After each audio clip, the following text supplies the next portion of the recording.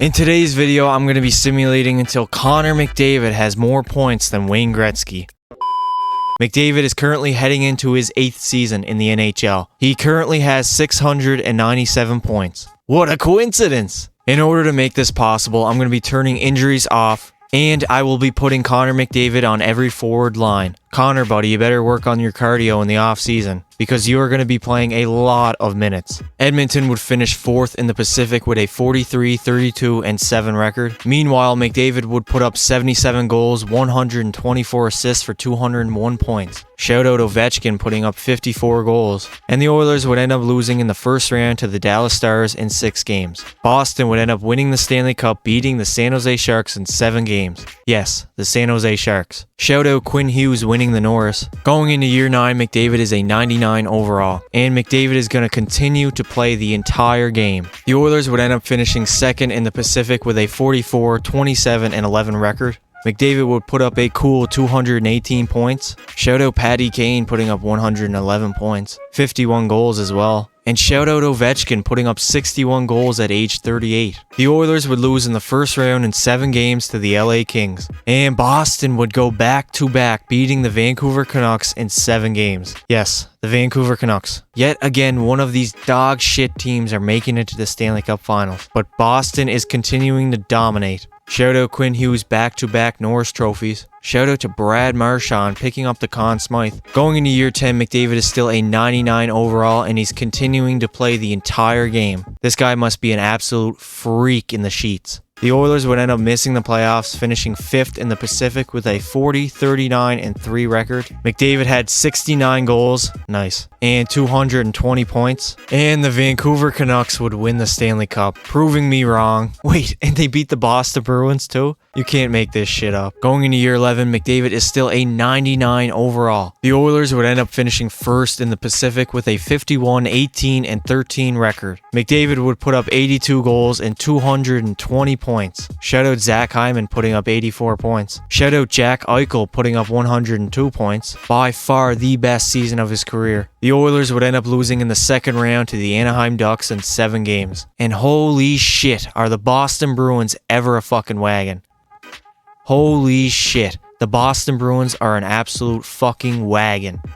Winning their 3rd Stanley Cup in 4 years, beating the Anaheim Ducks in 6 games. Shout out Cale Makar winning the Norris. Shout out Marchand taking home the Conn Smythe trophy. Going into year 12, McDavid is still a 99 overall. All those years of him being a freak in the sheets is truly paying off, as he is still able to play the entire game. At the end of the year, the Edmonton Oilers would yet again finish 1st in the Pacific, going 52, 27, and 3. McDavid would have a cool 71 goal, 219 point season. Shout out Zach Hyman putting up 104 points. Dude is practically living off Connor McDavid at this point. And McDavid would capture his 1st Stanley Cup of his career, as the Edmonton Oilers beat the Carolina Hurricanes in the Stanley Cup Finals in 5 games. McDavid would put up an absurd 67 points in 24 games in the playoffs. He also had 27 goals. That is by far the best playoff run of all time. Heading into year 13, McDavid is still a 99 overall. He's currently at 1,775 points. And he's still working on that cardio in the bedroom, playing the entire game. At the end of the year, the Edmonton Oilers finished 2nd in the Pacific, going 42, 30, and 10.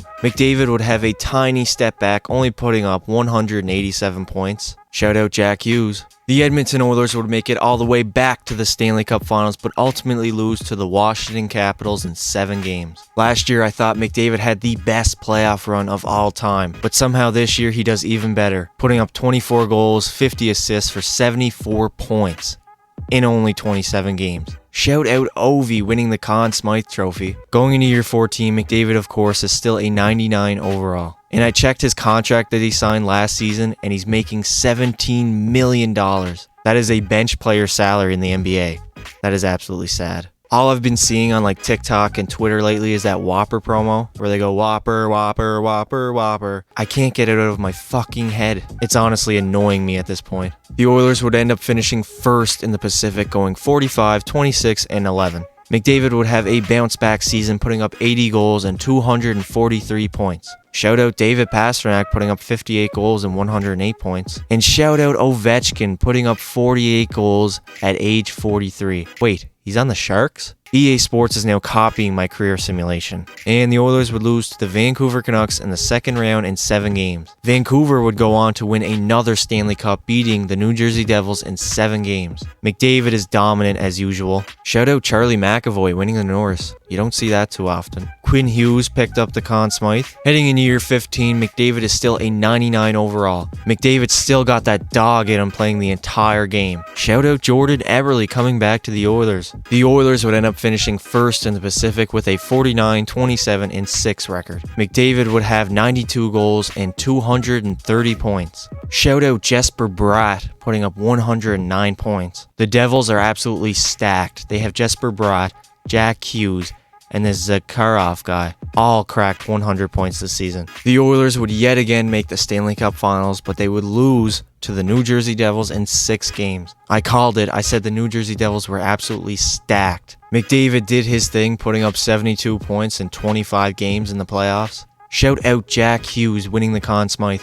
Alright, we're heading into year 16 of McDavid's career, and he is still a 99 overall. Because why wouldn't he be? He's putting up 200 points every single fucking year. At the end of the year, the Oilers would finish second in the Pacific with a 45-29-8 record. McDavid would have 79 goals and 230 points. Shout out Leon Draisaitl, who is now on the Philadelphia Flyers, coming in second in scoring with 116 points. The Oilers would end up getting swept in round number 1 to the LA Kings. Florida won the Stanley Cup, beating the LA Kings in 6 games. Shout out Sam Reinhart winning the Conn Smythe Trophy. Heading into year 17, McDavid has dropped down to a 98 overall. He currently sits at 2,665 points, which means he is very close to passing Gretzky. I'm going to give McDavid somewhat of a break, only putting him on 3 forward lines because he is 34, he's getting older. So I'm going to give him somewhat of a break. He won't be playing the entire game, but he will still be on 3 forward lines. At the end of the year, the Edmonton Oilers finished second in the Pacific with a 49-28-5 record. McDavid would take a step back as he's getting older, only putting up 163 points in 82 games. He also had 69 goals. Nice. Shout out Patrick Laine putting up 47 goals and 103 points. The Edmonton Oilers would end up losing in round number 1 to the Vegas Golden Knights in 7 games. Vancouver would go on to win another Stanley Cup, this time beating the Ottawa Senators in 6 games. Heading into year 18, McDavid is currently a 95 overall. McDavid is currently 29 points away from passing Wayne Gretzky. McDavid currently sits at 26 points. Heading into the game against Calgary, will this be the game that he passes Wayne Gretzky? Lately, now up by 3. Takes it into the slot. Scores! And there it is. Never in my wildest dreams did I think this day would come, and it's here. Not just to score, but to create as well. An all-time points record has now been set.